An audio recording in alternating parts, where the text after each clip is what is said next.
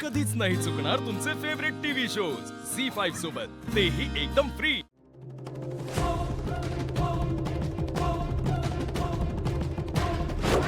शतग्रीव आलाय तुला भेटायला, त्याला तुझ्या शरीरात प्रवेश हवाय। तू किती लांब जा, मी तुला गाठणारच, कारण शतग्रीव होणं ही तुझी नियती आहे आणि नियती बदलता येत नाही। या नियतीपासून तुला पळता येणार नाही। मी तुझ्या शरीरात प्रवेश करीन आणि त्या राजाध्यक्ष कुटुंबाला संपवेन। तू शतग्रीव होणार, तू शतग्रीव होणार। शतग्रीव रीमापर्यंत पोहोचला, तिला त्रास होणार। आज व्हायला नको होतं, हे सगळं माझ्यामुळे होत आहे। काहीतरी करायला हवं। ईशा आणि रीमाला सुरक्षित ठेवायचं असेल तर मला असं वाटतं काही दिवस त्यांना शाळेत पाठवायला नको। नाही, फक्त शाळेत नाही, आणि घराबाहेर सुद्धा पडता कामा नये। बरोबर,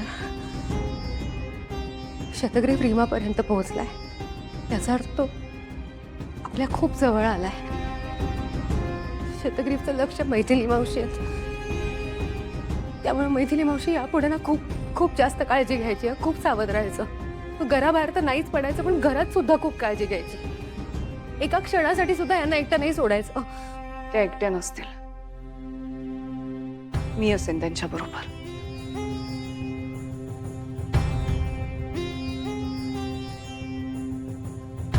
मी 24 तास तुमच्या बरोबर राहीन। अधोक्षजला तुमच्यावर हल्ला करूच देणार नाही। जे व्हायचंय ते होणारच आहे। शतग्रीव माझ्यापर्यंत पोहोचणारच आहे ना, त्याला जे हवंय ते तो करणारच आहे। आणि आपण त्याला तसं नाही करू द्यायचं। मित्र, तुला कळतंय का? शतग्रीव पोहोचलाय ना आता आपल्यापर्यंत। अगं, आपण इतकी वर्ष बेसावध होतो, आपल्याला कळत नव्हतं काय चाललंय, पण शतग्रीवला माहिती होतं। त्याला माहिती आहे ईशा रीमा कोण आहे। शतग्रीवने सापळा रचलाय, आता तो शिकार केल्याशिवाय शांत बसणार नाही। पण तुम्ही काळजी करू नका, मी आहे ना। आता काहीही झालं तरी मी ईशा रीमाला नाही काही होऊ देणार। माझा जीव गेला तरी चालेल, पण त्यांना काही होऊ देणार नाही मी। प्लीज विश्वास ठेव माझ्यावर। मावशी, तुम्हाला सुद्धा काही होणार नाहीये। आता सगळ्या गोष्टी बदलल्या आहेत नेत्रा। आपण किती दिवस घाबरून राहणार आहोत शतग्रीवला? इतकी वर्ष घाबरून मी घरातच होते, पण तरी सुद्धा तो शतग्रीव आपल्यापर्यंत पोहोचलाय ना। आता असं घाबरून नाही चालणार, आता त्याच्याशी लढायला हवं। असं शांत बसून नाही चालणार। नक्की मनात काय आहे तुमच्या?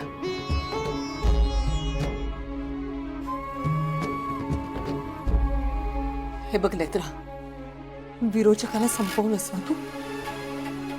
मला माहिती शतग्रीव त्याच्यापेक्षाही शक्तिशाली आहे, पण त्याचा वध करूच शकतेस तू। हे देवी आईचंच कार्य आहे। हो, पण मग हे बघ, शतग्रीवने आपल्या विरोधात काही करण्याच्या आधी, त्याने आपल्यावर हल्ला करण्याच्या आधी आपण त्याच्यावर हल्ला करायला हवा, आणि त्यासाठी शतग्रीव आपल्या समोर यायला हवा। तो समोर यायचा असेल तर मला या घरातून बाहेर पडायला हवा। मी या घरातून बाहेर पडले तरच तो आपल्या समोर येईल, आणि मग तू त्याचा वध करू शकशील। कळतंय का तुला? मावशी, तुम्हाला कळतंय का तुम्ही काय बोलताय? हा, तुम्हाला कळतंय यामध्ये किती मोठा धोका आहे? पण धोका पत्करायलाच लागणार आहे ना आपल्याला, त्याशिवाय शतग्रीव आपल्या समोर येऊच शकत नाही। त्याला आपण संपवूच शकत नाही। प्लीज ऐका माझं। तुमच्या लक्षात येतंय का, तुम्ही घराबाहेर पडलात ना तर शतग्रीवचं कामच सोपं होऊन जाईल। या सगळ्यात तुमचा जीव धोक्यात नाही घालायचंय मला। आता प्लीज तुम्ही समजावा यांना। एक गोष्ट समजून घे ना प्लीज। तुम्ही दोघी आहात ना, तुम्ही दोघी देवी आईच्या मुली आहात। माझा तुमच्यावर पूर्ण विश्वास आहे। तुम्ही दोघी असताना माझ्या जीवाला धोका निर्माण होऊच शकत नाही। पण जर यदा कदाचित पुढे जाऊन माझ्या जीवाचं जर काही बरं वाईट झालं तरी माझ्या जीवापेक्षा ईशा आणि रीमाचा जीव जास्त महत्वाचा आहे की नाही? का तुम्ही असं अभद्र बोलताय? नेत्र, हे बघ, आता माझ्या आयुष्यात काय राहिलंय? माझं आयुष्य उपभोगलंय मी। आता तू या घराने माझ्यावर जे उपकार केलेत ना त्याची परतफेड करायची वेळ आहे ना गं. नाही, मला हे सगळं अजिबात पटत नाहीये. मी असं काहीही होऊ देणार नाहीये. शतग्रीव काय करू शकतो हे 7 वर्षांपूर्वी पाहिलंय आपण. मित्र, मला ह्यांचं म्हणणं पटतंय. आत्या,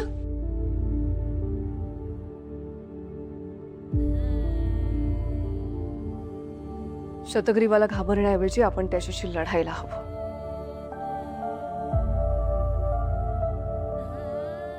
तू रीमा आणि ईशाची काळजी घे, मी यांची काळजी घे.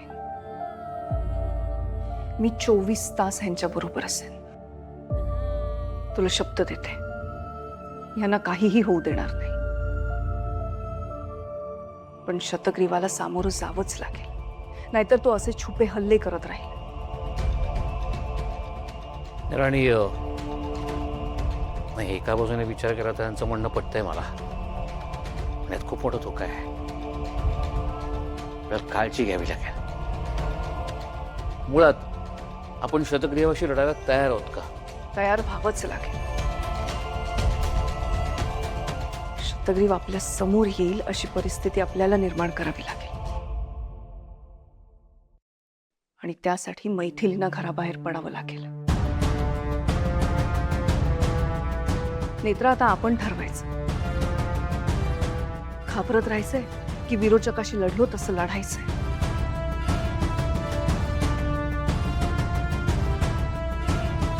प्रश्न फक्त एवढाच आहे, मैथिली घराबाहेर पडल्यावर जाणार कुठे? ऑफिस का? पण मैथिली मावशी का येतील ऑफिसला? काय झालं असं अचानक? आता हा एकच मार्ग आहे आपल्यासमोर. अद्वैत, परिस्थिती गंभीर आहे. काय बोलताय तुम्ही? काय झालंय नक्की? रीमाच्या मनात नको नको ते भरवणारा तो आईस्क्रीमवाला कोण आहे हे आम्हाला कळलंय. कोण आहे तो? पकडला त्याला? काय नाव काय आहे त्याचं? शतग्रीव.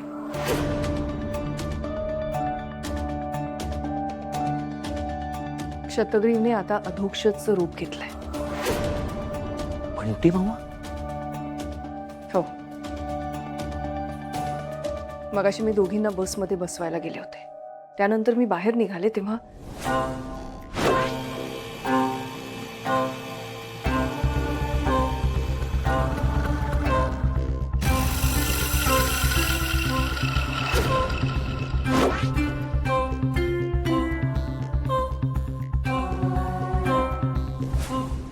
खूप कुल्फ्या विकल्या या गाडीवरनं मी. रीमापर्यंत पोहोचण्यामागे त्याचा एकच उद्देश आहे, त्याला मैथिलीच्या शरीराचा ताबा हवाय. हे सगळं खूप भयंकर आहे. आणि रीमाचा सुद्धा पूर्ण विश्वास बसलाय बंटी मामांवर. आता आपल्याला काही करून शतग्रीवशी लढावंच लागेल. इथं पण आपण कसं लढणार त्याच्याशी? तुला माहिती आहे तो शतग्रीव किती शक्तिशाली आहे. हो, तुमचं बरोबर आहे. पण आता शतग्रीव लपून छपून मैथिली मावशींपर्यंत पोहोचण्याचा प्रयत्न करतो. जर आपल्याला शतग्रीवला मात द्यायची असेल तर काहीही करून तो आपल्या समोर यायला हवा. झी 5 ॲप डाउनलोड करा आणि पहा सर्व एपिसोड्स एकदम फ्री.